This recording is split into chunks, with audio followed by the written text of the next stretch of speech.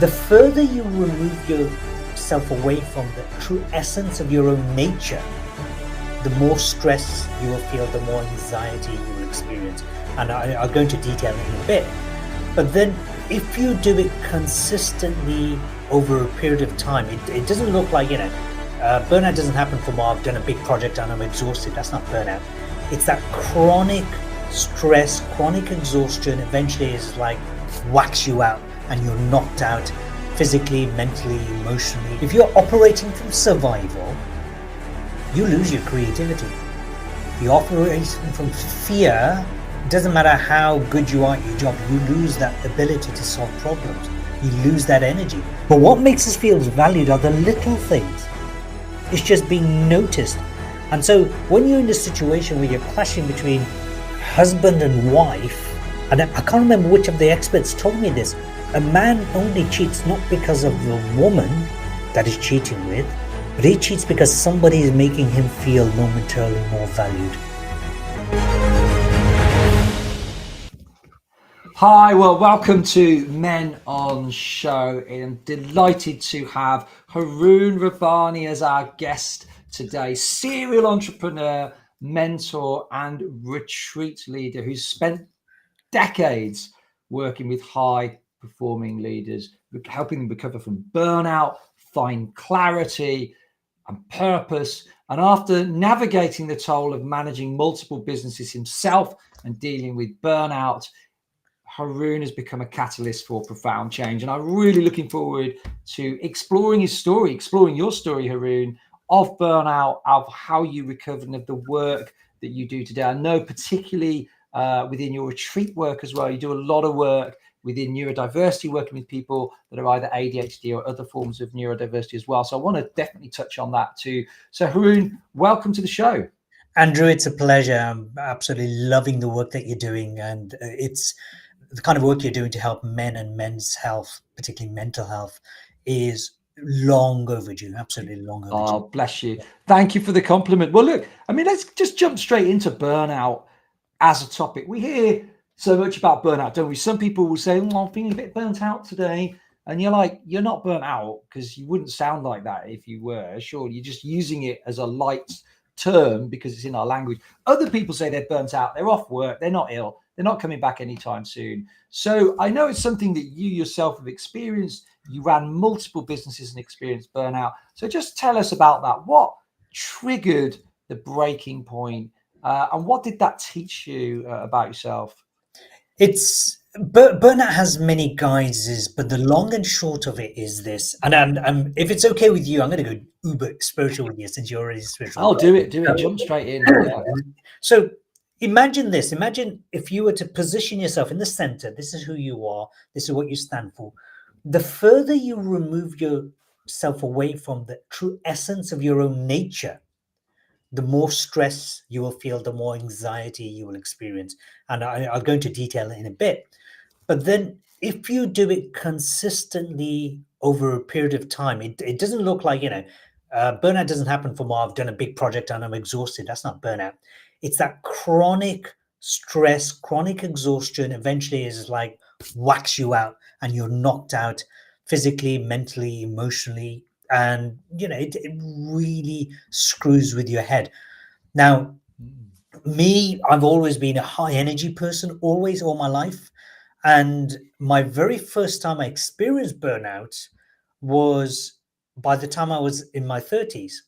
So prior to that, I'd been doing martial arts for a long time. I've been physically fit. I've done half marathons, 10Ks and so on. So I was physically very fit. I ate relatively well, so I don't eat junk food or back in those days, extremely rare, I should say. But I was in a job. So this job that I was doing, it was a headhunting job, funnily enough. And it was for a company. And the only reason I moved to that company in London from Leeds was I just went for the money. I thought, okay, I'll only move to London if they double my income. And I was on, this is in 1990s now, late 1990s. I was already on 50K a year, which is quite high in that sector. It's equivalent to about 100 grand a year now. So I was earning good money. And so there was a side of me that just wanted to get out of the rat race. But then what did I do? I plunged myself into the rat race. chasing the money, hated the job, and it's not the job's fault. I wasn't suited for it. But I landed myself with a big mortgage, new baby on the scene. My first son was born and he was only a few months old. I was married at the time. And all that stress of traveling in London, 45 minutes to get to work on the underground, it was a very miserable experience. Just being there, nobody wanted to talk to you. Everyone looked like they just hated everybody else around them. So I was working in a job constantly on the phone, cold calling. And I'd never done cold calling per se, even though I was in sales before that. Within weeks, I ended up being so exhausted, I had to take a whole month off. I was like bedridden. And I'd moved so far away from where I was now. Where was I before that? Well, I was selling medical devices to doctors to help save lives or improve lives. And my purpose, the reason I did well was it wasn't trying to make sales. It was like, okay, I want to be the best person in my team, which guarantees I'll earn more than everybody else. So I didn't have to worry about the money. But my big purpose was I'm here to save thousands of lives as much as I can to the best of my ability. The consultants, the doctors, who just happened to be the ones who facilitated these life-saving, I was going to say experiments. They weren't surgery and keyhole surgery and so on. Two, moving from that purpose to I got to make the money. And I moved from a place of where I lived in Leeds. I bought my house, a 3-bedroom, beautiful house in the suburbs, £60,000 back in those days. Yeah. I moved into a 1-bedroom apartment, which I purchased for 130,000 overlooking the Thames. It was such a shock to my system in so many different ways. But the big issue was I was so far removed from who I was and what I stood for that it was inevitable. I landed. I am responsible for that burnout. I can't blame anyone. It's interesting. So you were a headhunter, because I was a headhunter for a number of years, and hated the job, but felt like there were no real options. And it is both a relentless job, quite soul destroying, quite monotonous, actually, as a job goes. Were there any signs? I mean, you described the burnout, you describe having to have a month off, you describe kind of almost that culture shock of coming to London. So that kind of makes sense to me. Were there any particular signs, though, that you overlooked, ignored, that were kind of indicating that burnout, this thing, was coming? Definitely. Number one, because I was so busy and so exhausted from work, I stopped going to the gym. That was the big one. I was used to running. I stopped running. Right. I stopped running. I stopped going to the gym. I didn't have time for meditation. I didn't have time for yoga. And other signs was I was constantly, me and my wife at the time were constantly arguing. I felt unsupported.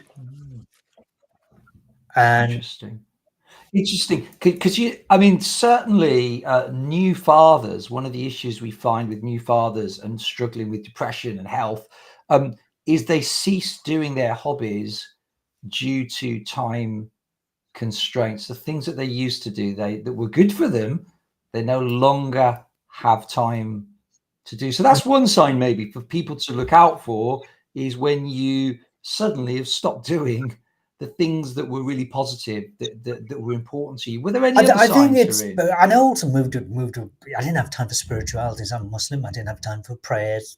I say I didn't have time. We all have time, right? In my mind, I was just exhausted. I was coming back home. It wasn't that late. I wasn't that long. It was like 8 a.m. till 6 p.m. or whatever. But it wasn't like I was doing 14-hour shifts or anything like that. But I was coming home mentally exhausted. And the signs were being someone who was constantly top of the game to constant thinking, am I going to survive this? It was that inner dialogue that was really the other side. Now, I wasn't aware of this going on, by the way, just to let you know. I learned a heck of a lot since then. But at that time, looking back at it, I was just questioning my existence. Am I doing the right thing? What have I done? The mortgage was almost, by the way, I didn't make the money that I was looking for. In fact, my salary halved because it's primarily commission based. Because if you're operating from survival, you lose your creativity. You're operating from fear. It doesn't matter how good you are at your job, you lose that ability to solve problems. You lose that energy. Everything you can think of was being neglected. All the signs were there, all the red flags were there. And here's another one.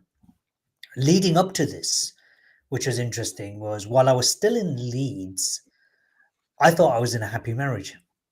We had a house of our own, we were living on our own, we didn't have to be too reliant on family. And this is even before my son was born. I ignored the red flags within the marriage because that had a big toll as well. And the red flags was, have you heard of this? My wife at the time was saying to me, "Oh, you need to read these books, personal development books. There's this one book you need to read, and I think it'll be useful." And I thought, nah, we're all good. Of course, the red flag should have been the title of the book, and the author. The author was Phil McGraw, and I forget the title of the book, and it was something about broken relationships and fixing a marriage. And I'm like, no, well, why should I read this? That's how dumb I was. What? Because clearly she thought the marriage was broken. I'm like, no. Why do you want me to read a book when there's not a problem? So I was good at what I was doing, and I was doing the typical thing guys do, which was, hey, I'm going to build something for the family, right? Big house, lots of cars, and save the money, build a business, do a lot of networking. I was doing all of that, and I took the eye off the ball. But there's something intuitive we have, and as guys, we often, before it's too late, we often ignore our intuition. Intuition saying something's not quite right, but our logical brain our brainwashed brain keeps us plodding along, doing the thing that we think needs to be done. But then something happens. You think, oh my God, where's this come out of the blue? I mean, I can't believe it. Well, it's been happening. I just chose to ignore it. Sure. So some of the signs were you stopped doing some of the things that were important to you, which includes health and spiritual stuff that you would have done, but those things kind of went out the window. You felt you didn't have enough time. You felt exhausted. You were coming home. You were mentally exhausted. There were signs of issues within your marriage. You described arguing a lot. I mean, I know when I've been on the road to being burnt out, I've been a lot grumpier. Whether you like my sense of humor or not is debatable, but I am a lot more jovial when I'm in a good place. But I know when I've been on the road to being burnt out, I'm a miserable grouch. And I know that to be true. So these are some of the signs. You mentioned sort of ignoring the red flags. And obviously as a guy, you wanted to build a life, you wanted to achieve. What is it in us about guys? Why do we ignore these red flags? Is that something that's inherently part of being a man? And if so, what's the difference between men and women is so stark. It's incredible that we even ever get together. Seriously, it is so different. We operate from a different set of rules, a different set of algorithms. It's a bit like for any of our listeners and viewers listening in, it's a bit like, if you want to do social media marketing, the way you do it on Facebook is extraordinarily different to the way you do on LinkedIn. It's a different set of rules. I mean, never the twain should meet, right? So, and yet we do that. So with men, we are a lot more simplistic. We are definitely driven by a natural instinct to provide, a natural instinct to protect. That you can't. It's extremely difficult to get rid of that. I'm talking about heterosexual men in this case. I'm no expert in anything other than that. Just to let you know, and I honor everyone's pathway. So there's no judgment on that. But from a heterosexual point of view, we have this innate desire to provide, to protect, to save. I had so many problems with relationships, especially post divorce as well. That ended up doing a online summit, bringing some of the best relationship experts, like the guy who wrote Men Are From Mars, Women Are From Venus, Dr. John Gray. I interviewed him a couple of times. Wow. Great time. He loved it. And some big names in the field, basically. And there's so much by the way, I did that summit because I was really messing up with my relationships. I thought, I don't want a therapist. I'm going to get all the best relationship experts together.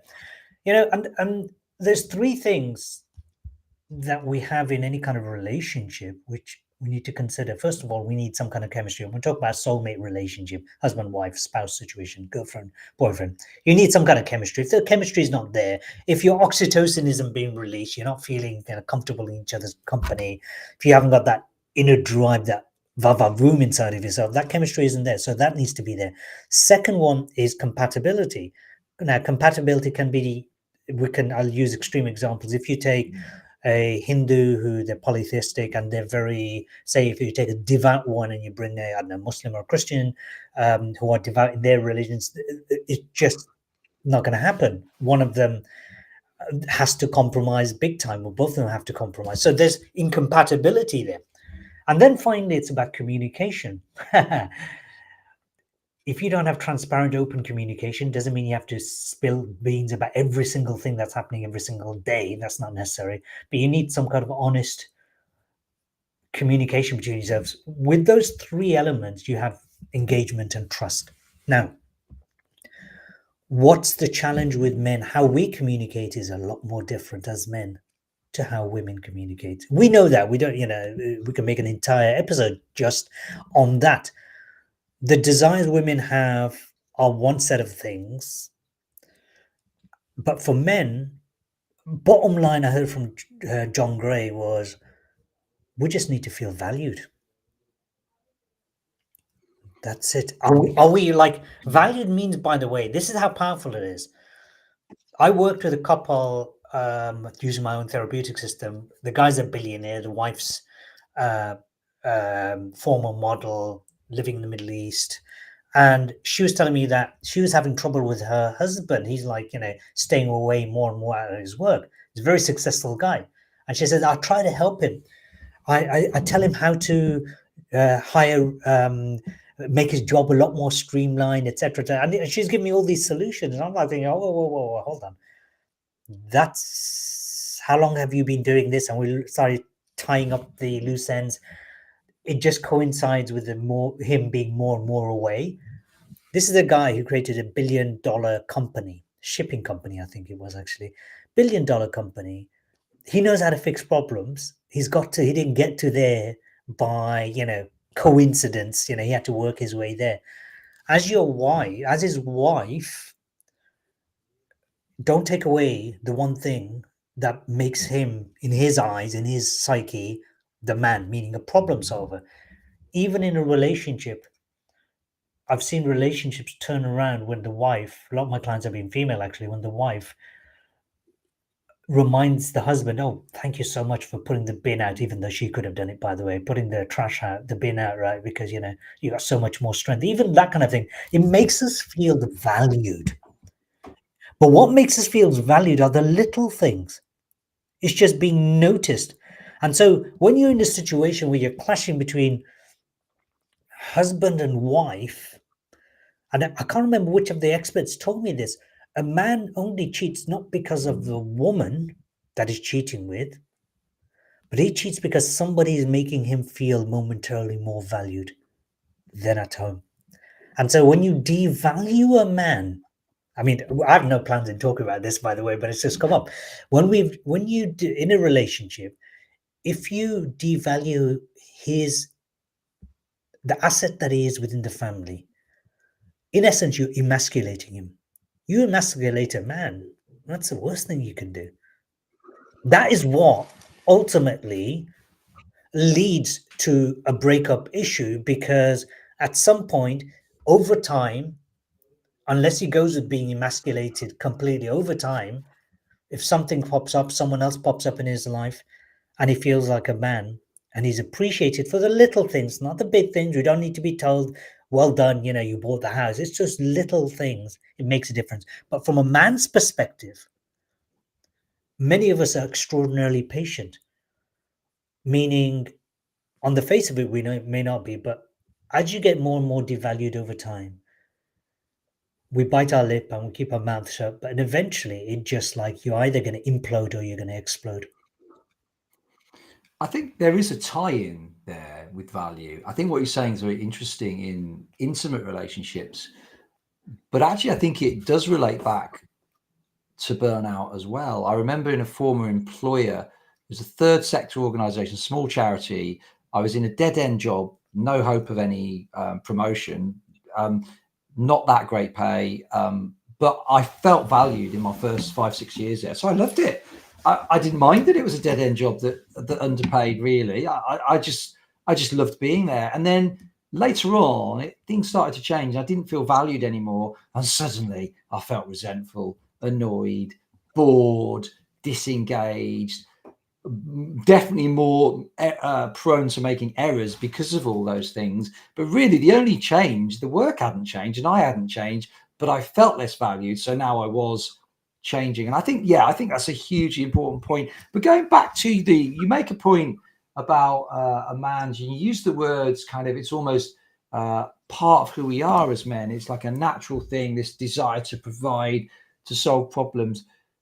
Do you think that is more nature than nurture? Because there'd be some that would say this whole thing about men providing being like something in us that's natural. They'd say that's absolute rubbish. It's social conditioning, and we need to change the social conditioning. Or do you think that's naturally part of us? I mean, I'm someone that's raised boys and girls, and I see extraordinary differences, and I would still get caught in these debates where there's some that would say, yeah, but you are instinctively parenting them differently, which is why your boys can't sit still at the meal table for more than 5 minutes and your daughters always could. I would say, no, I think it's a difference. But how do you see it? Is it nature or nurture, do you think, as to why we're so different? I think if you look at the biology and the biochemistry of our makeup, without a shadow of a doubt, there's a difference. Absolutely, without a shadow of a doubt. So, for example, we know that just think of the hunter-gatherer mindset, that a man has more, what's the terminology? It's like when you're driving a car, for example, we have a lot of awareness, self-awareness about driving and maneuvering, etc. But we know when it comes to hunting that we can be hyper-focused on something until the job is done. Whereas, again, whether you believe in cavemen or not, but let's pretend for a moment that women were the natural nurturers. Now, if something's been happening, whether the world is 6,000 or 6 billion years old, doesn't matter, but there's something's been happening for tens of thousands of years, you're going to have some kind of biological imprint. It could be epigenetic. I'll give you an epigenetic example. So if you take, there's a link here, if you 10 years, though it is, it's still an important link. If you look at, in the UK, in basically white people, so I'm talking about Caucasians, although that's not the right terminology, people with light skin. In the UK, the average diabetic from people from white background is they're diagnosed between 45 and 55 years of age. That's kind of average age group. Obviously, there's always outliers. Indian culture, Indian subcontinent, Bangladesh, Pakistan, India, Sri Lanka, that kind of area, the average age is between 20 and 25. Why is that? Well, they were, God knows how many, I think there's 25 famines, some of which were man-made, that happened during the colonial period. Now, what does the body do when you go into starvation mode? If you survive it, and millions did it, by the way, if you survive that, then your body starts adapting to the food as if it's, okay, this is the food I need to have. I need to retain every single iota of that food. And so what happens is that your ability to draw energy out of food goes through the roof. But it also means, in reality, that trauma became intergenerational. So now, as a result of that shift, those many famines, you'll see so many more people who are diabetic at a much younger age amongst the Asian community. Now, back to the men, nurture or nature. Sure, you can nurture someone to be caring, or you can nurture them to become a warrior, training martial arts or whatever. But there's something inherent in all of us that comes with nature. And for me, it's not a matter of, oh, let's have a debate with this nature or nurture. Everyone's going to be different. but there's a significant portion that is nature, and then there's an element of nurture. As an example, I've got a nephew who is in his late 20s. He separated from his father when he was only, what, a year and a half, 2 years old, something like that. So he was consciously unaware of how his father was. And yet he's almost like the exact replica of behaviors, thinking process, problem, all the challenges that his father had is exactly the same. How did that happen?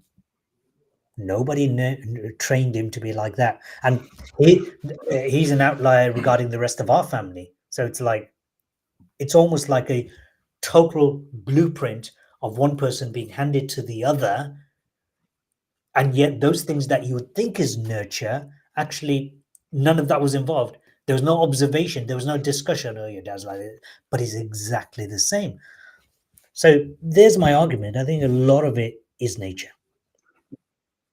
Yeah, I mean, I completely agree with you. And even on a very simplistic level, if you look, for example, at the fact that men generally have 10 to 15 times more testosterone in their system than equivalent age women, and during male puberty, it goes 25, 30 times, goes through the roof.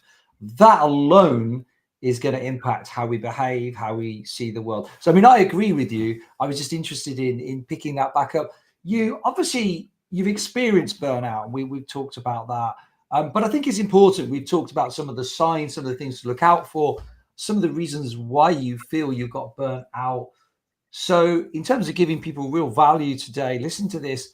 How did you recover from burnout? Number one, how did you recover from burnout? And in terms of the lessons from that, how does one deal with burnout? Okay, so from it? bit of context first, or a bit of framework here first. Like you've heard of the terminology mind-body connection. It's not true. The mind and the body are one. Let me explain. I don't know if you're allergic to or sensitive to certain types of food, but let's say you, for example, raw white onions, red onions I can do any day. Raw white onions. Imagine I'm going to a networking event or a business event, or I'm doing a speech presentation on stage, or I'm doing a retreat, and I have a bunch of raw uncooked onions. Could be on it, won't be on it. Let's say it's in a salad or something. That's going to get me all gassy and bloated and so on, and it's going to create anxiety in my mind as well as in my body. So the food, physiological, leads to anxiety of the mind. That means I don't perform so well on stage as a speaker or at work or in a relationship, because you're bloated up, you're feeling windy and all that kind of stuff. Now, what happens when you go to a job interview and you're desperate to get that job, or a date and you're desperate to get into a relationship? Your body starts feeling anxious. You don't feel like eating. So the mind has a direct effect on the body, and the body has a direct effect on the mind. When we treat it as two separate things, I think that's a bit of a problem, rather than treat it as one. So when I was going through burnout, the biggest issue was the mental health, which led to the physical health stuff. So the one thing I learned is, first of all, I started running again. I hated wanting to go running. But that, number one, helped. That was in 2000. A couple of years later, when I got separated and divorced, I used to go to the gym, but it would be like, pumping iron, and if anything, it often gets you more aggressive. But I thought, you know what, I'm going to try this Tai Chi yoga business. I'd heard of, yoga for decades, but I'd never really paid too much attention to it, only because of my martial arts background. So I joined this class at the gym. It was for free, and it saved my life, because when you're doing yoga, in those moments, what you're trying to do is align your breathing techniques, there's many techniques, your breathing technique with your movement. And as you are so focused in on the breath and the movement, in essence, your rest of your mind goes silence. All those many voices, I'm not good enough, oh my God, you're so rubbish, how could you not make a match? I was suicidal, my friend. Amount of times I wanted to take my own life at that point, 2002, 2003, incredible. But It was the yoga combined with the meditation that probably saved my life. I was angry at God, just to let you know. I was like having massive arguments. It was one way street, of course. I was doing the arguing and screaming and shouting, and it got so bad. I remember I was selling medical equipment to. I was living in Solihull at the time in the Midlands, West Midlands, and I was driving all the way down to Southend-on-Sea to take equipment for my consultant surgeon to try out. It would be a 4 hour, 4.5 hour drive, leave 5 in the morning. I'd cry all the way down. Operation. I'd then go into the hospital, one of the bathrooms, toilets, basically, wash my face in the sink, put my mask on. Hey, Harun. Not hey, Harun. I never did that, but go in there, being the professional. I'd leave. And while I was doing my job, my mind and heart and everything was in the job. But when I'd leave, as soon as I leave, I remember this is November 2002. I'd go in the car and 4.5 hours, 5 hours traffic, right? On the way back, non-stop crying, hoping in the dark that some lorry would knock me off completely. I didn't want to commit suicide, anything like that, but knock me off completely. But those 1 or 2 days or 3 days I'd go to do yoga, it would just reset my body and my mind. It would just shut that horrible dialogue that was going on in my head. It's not one voice, there's many voices, and they all sounded like the devil to me looking back at it. It was all really, really horrible.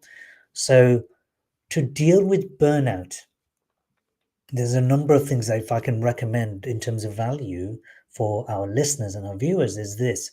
Number one, your mind's all over the place, fine. Work on the body. Number one, sleep early.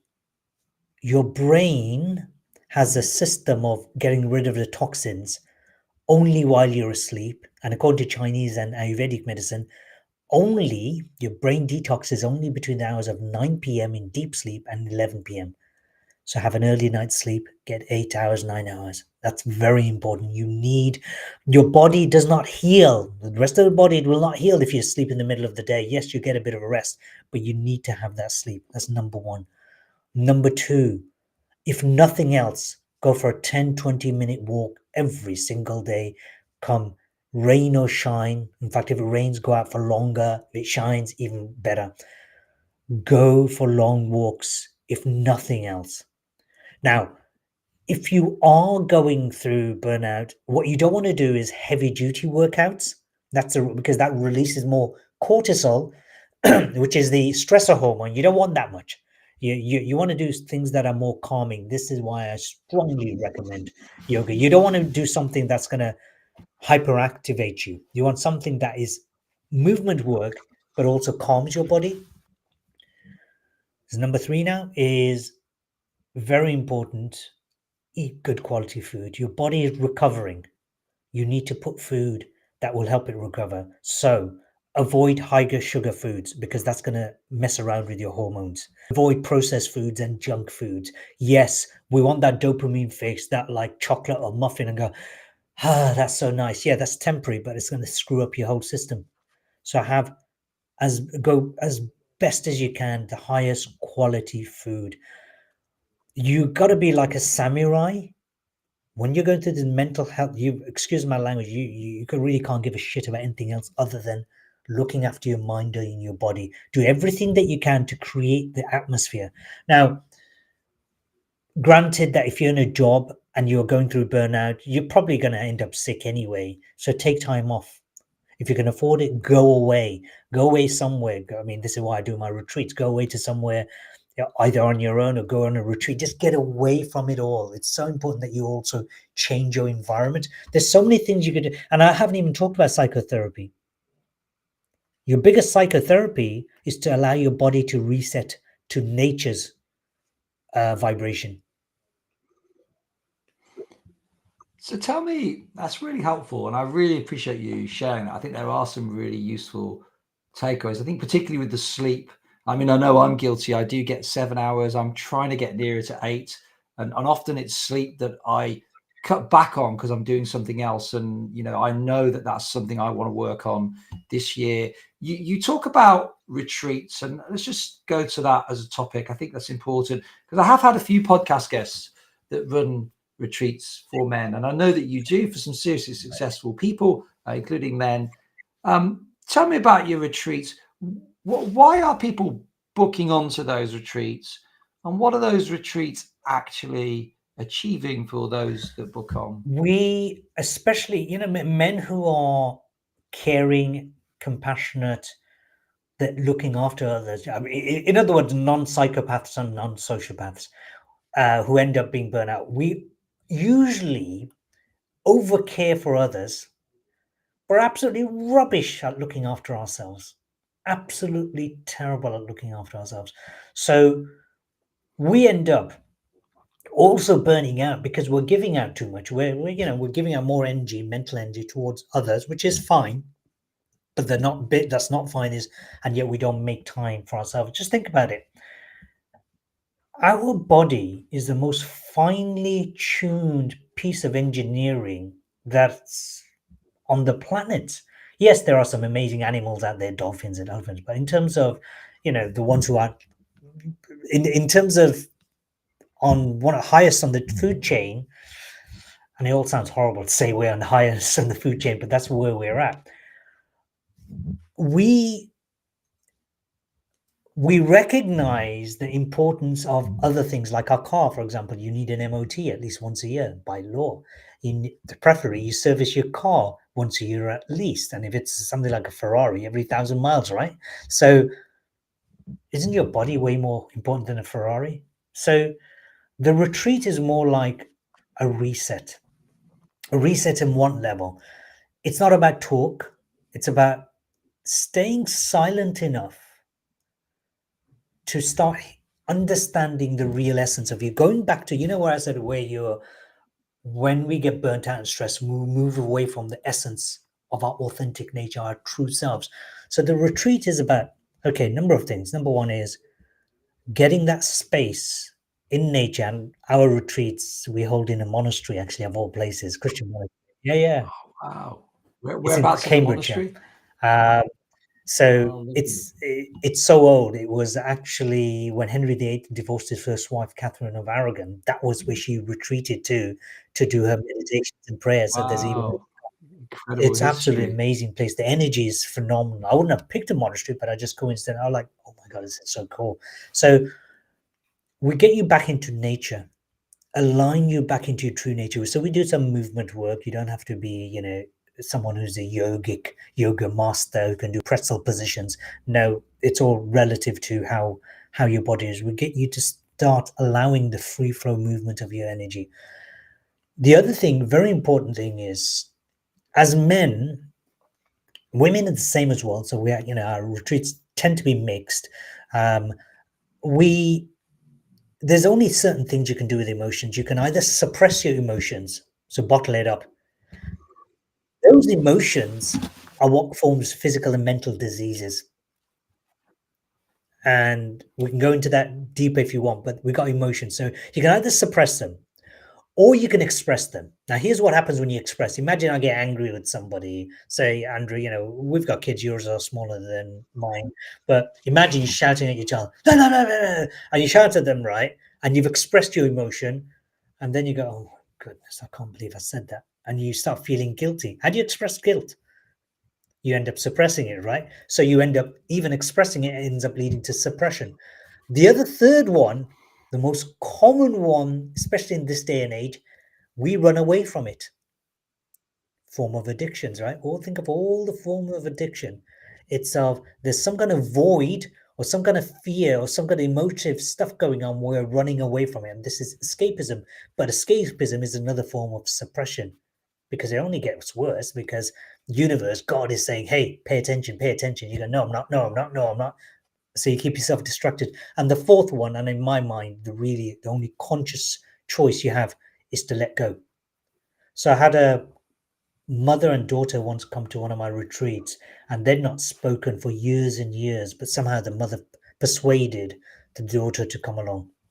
When she came along, I took them through my process of letting go, releasing unwanted emotions towards each other. And this is in a group. It's not like they have to open up and say all the nitty-gritty details.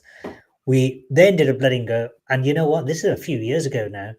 Within an hour of the retreat, they've become best of friends. This is a mother and daughter who would not talk to each other. Patterns emerge, by the way. We all have patterns because that same lady had the same issue with her own mother. Now, this lady was in her 60s. Her mother and her hadn't talked for decades, and the mother was always critical. So that one person became my private client, and we worked through what was the underlying childhood trauma, which is a perception that she had about her mother. Anyway, we worked on her. The mother was on her deathbed, literally on a deathbed in hospital. So that we didn't do anything with her mother, but my client, we worked with her in releasing the attachments to the negative emotions. And by doing that, she realized through my process that, oh my God, actually, what my mum was doing was gifting me. She was protecting me, not trying to cage me in and lock me in and try to control me. She was actually teaching me how to honor my freedom. And anyway, so she saw that what she gave her mother gave her, as horrible and nasty as it was a gift to her. The relationship between her and her mother changed. And this is with a lady who's in her 90s or something like that, at her deathbed. Now, this lady still has several siblings. And my client thought she was the most hated child. And at her deathbed, leading up to her death, her mother was saying, "You've always been my favorite. You were such an adventurer. And sometimes you were doing things a bit dangerous and needed to protect you." So even her relationship with her mother at her deathbed changed. We're talking about decades of not talking to each other properly, decades, lifetime of resentment. And so as human beings, we hold on to stuff. So the retreat is really about letting go of useless emotions. And yet it's the emotions that make us human, right? Except when we're attached to it, even if it's positive, yeah, I'm British kickboxing, I'm a former kickboxing champion. Yeah, I'm a British kickboxing champion. It's no good to me right now. Yes, I can look back in memory, in hindsight, and go, yeah, that was good. But that's the past. If I'm living in my past, even if it's glory days, what about now? How am I even alive physically? Maybe, but am I living in the moment? And so people get to understand, not by theory but by practice, what it is to be in the now. And also, a very big element of my retreats are making sure the nutrition is of the highest caliber, that it becomes detoxing, and B, it becomes an awakening nutrition. So we're bringing in specialist nutritionists and specialist caterers to make sure that every single individual has food that serves them. Why is that important? Because our DNA is all different. So yeah, I don't know how many European people I've met who can't handle spicy food. For example, they get very, very sick if they eat something too spicy. But at the same time, I'm a wuss compared to some of my cousins who can just eat some of the hottest chilies. And in fact, my whole family struggles. So having nutrition that is generalist doesn't actually help us. It drains our energy. So how do you what are the kind of foods that actually are neutral for you, or more importantly, rejuvenating for you? So it's not just a matter of, oh, just come along there, meditate for 3 days or 2 days. It's not just about doing lots Sure. of yoga. It's not. It's about, okay, let's get you to experience your true nature. Sure. And in terms of just beginning to conclude this, I know that you've got something new coming up, but very much an ADHD focused retreat. What's the thinking behind that? Well, a year ago, at the time of recording now, almost exactly to the year, I discovered, because I took a month off work to do all my fasting, and I was, in my spare time, I was looking at some videos, and you know how the algorithms are. You watch one video on one topic, and they give you loads more. Well, I kept getting ADHD videos. And I thought, oh my goodness, I used to joke about, oh, yeah, I'm an entrepreneur, I'm ADHD. Turns out I'm actually quite severely ADHD. And for about Okay. 2 months, I was grieving, because it then explained a lot of the domestic violence and a lot of the issues I've had with in my entire life, why my marriage had actually broken down. It just gave me so many different answers. So rather than just randomly go to anyone and everyone and just watch videos, I found one of the best brain scientists in the country who focuses on ADHD. That's his specialty. He works in Canary Wharf in London. We've done a few interviews together. But again, we talked about, is there, because the people with ADHD and people with autism or just general population neurotypical are very, very different. There isn't a single retreat in the world specifically for people with ADHD, because the way you treat someone with ADHD is very, very different the way you treat someone who hasn't got it. And so we're putting on a retreat which looks at the nutritional element big time, but also helps them to get over their, not wear it like a badge. Does that make sense? It's like, don't define your life. And a lot of people do that, because I know we belong to a mastermind, right? Somebody who was a very successful professional speaker, David mentioned, our mastermind leader, that he's saying this person, very successful, then he discovered his ADHD and he went downhill. He just let that control his life, and his business suffered big time. So it's really about bringing together a group of people and deep diving, but with a very big focus on how do you navigate through life and life's challenges and relationships. So it's partially workshop, definitely retreat. And also, how do you silence your mind? Because you can ask me one question in an interview, like you only asked me 2 or 3 questions, and I can go on. I can make an entire dialogue. So yeah, that's the ADHD is really about how do we honor who we are without having to wear the badge, and also recognize that our relationships are going to be very different to the relationships you watch on television or Hollywood or read about. And so that's really helpful, and thank you for clarifying that. How do people get hold of you, Harun? What's the best way to get in contact with you? I've got a couple of gifts for people which you can add, and we won't necessarily talk about them, but I've got a gift for your entrepreneurs, leaders, and anyone who's listening, any of the men who are listening who feel they get ADHD. I've got a kind of a blueprint to help them navigate, without even coming to my retreat, navigate the next 12 months of their life. If they've got ADHD, I've got that. And so if you don't mind putting that in your links. And also for people who want to get involved in the retreat, the first thing is, of course, let's look at how is your life now? How much are you in control of your life, and how much is life in control of you? So I've got a little quiz for them, again, in the link. But in terms of getting hold of me, so I do retreats only once a year now. I used to do loads and loads of retreats. I only do once a year. Next year, we'll have 2 retreats, one for ADHD and then one specifically general one.